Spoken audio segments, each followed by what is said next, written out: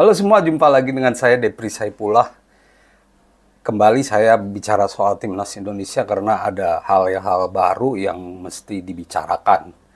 Mesti kita bahas ya bersama di video ini.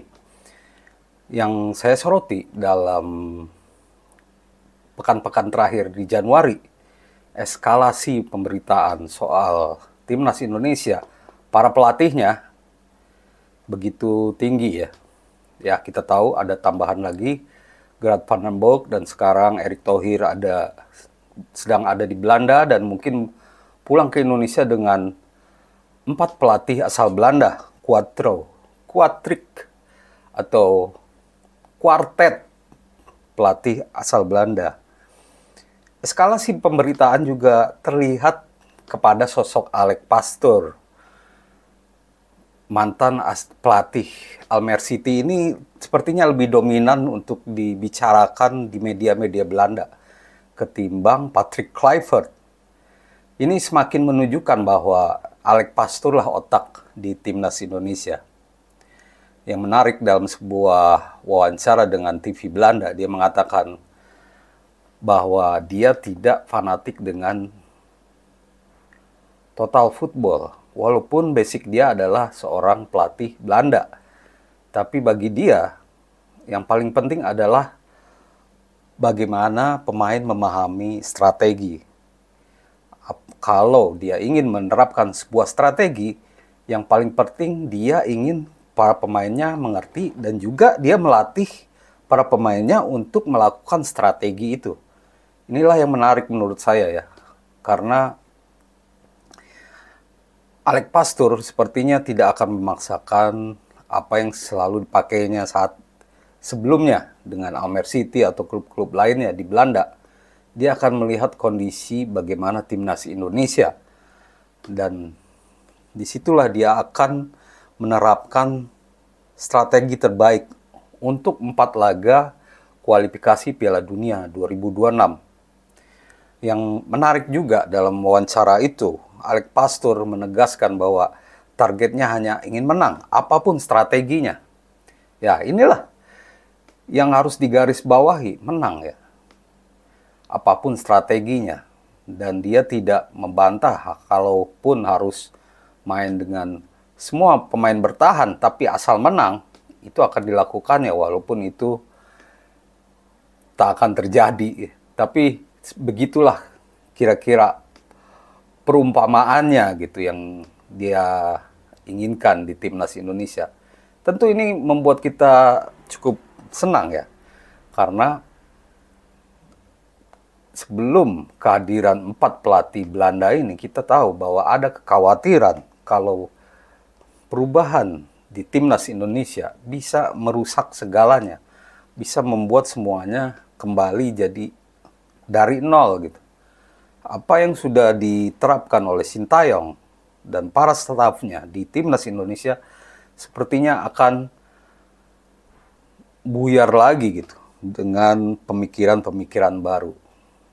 Tapi faktanya, dengan eskalasi berita, dengan dinamika berita-berita yang ada di dunia Belanda, apa yang diucapkan oleh Alex Pastoor ini membuat kita jadi lebih tenang lah. Berarti mereka akan menerapkan strategi sesuai dengan apa yang ada di Timnas Indonesia sekarang. Tak menutup kemungkinan meneruskan apa yang dilakukan oleh Sintayong, karena Alex Pastoor juga menyebut formasi 5-3-2. Dia mengatakan 5-3-2 ini bukan formasi bertahan. Memang formasi bertahan, tapi semuanya tergantung bagaimana cara memainkannya. Ya, itu benar. Karena 5-3-2 kalau sedang menyerang berarti berubah menjadi 3-5-2 atau 3-4-1-2. Itulah yang dilakukan oleh Sintayong selama ini. Dan pastinya ini langkah yang tepat. Kalau menurut saya, meneruskan apa yang dilakukan Sintayong adalah hal paling aman dan paling realistis, karena tak mungkinlah pemain mengubah lagi cara bermainnya atau menerapkan lagi pola permainan baru karena resikonya sangat besar. Nah, jadi Alex Pastur semakin menegaskan ke sini, semakin hari dia semakin menegaskan bahwa dialah yang jadi otak di timnas Indonesia. Lihat saja, malah tidak ada wawancara dengan Patrick Kluivert. Jadi ya, Patrick Kluivert hanya manajer. Semakin jelas posisi dia hanya sebagai pengatur pemain. Sedangkan untuk arahan-arahan, Alex Pastur otaknya. Dialah yang paling berpengalaman. Dan juga ada pelatih lain, Gerald Vandenberg, Danny Lanzat, yang pasti punya porsi-porsi tersendiri ya di dalam mengatur skuad yang ada sekarang. Dan menarik juga perkembangan terbaru yaitu soal penyerang-penyerang abroad yang mulai ngantri untuk gabung dengan timnas Indonesia. Kita tahu di era Sintayong begitu susah mendapatkan penyerang. Dan penyerang yang didapatkan belum sesuai harapan. Masih muda seperti ya masih belum bisa diharapkan ya penyerang naturalisasi sebelumnya. Dan kini setelah Sintayong pergi, ada satu pemain yang bisa jadi harapan baru yaitu Oleh Romeni. Nah, saat ini hanya Oleh Romeni yang sudah pasti, hampir pasti maksud saya, karena mungkin dalam waktu dekat akan mengambil sumpah. Nah, di sisi lain, timnas Indonesia akan menambah deretan penyerang baru sepertinya. Karena dari pemberitaan, dari obrolan-obrolan di podcast, nampaknya beberapa nama mulai mengantri ya, seperti Robin Mirisola, Mauro Gilstra. Kalau Mauro Gilstra udah lama nih. Mungkin dia yang kedua ya. Terus Delano van der Heyden, ya ini muncul nama baru, penyerang Feyenoord. Lalu ada juga Miliano Jonathans, pemain yang punya berdarah Depok ya, karena kakeknya ada di Depok. Nah, ada 4 penyerang yang kemungkinan hadir ke timnas Indonesia.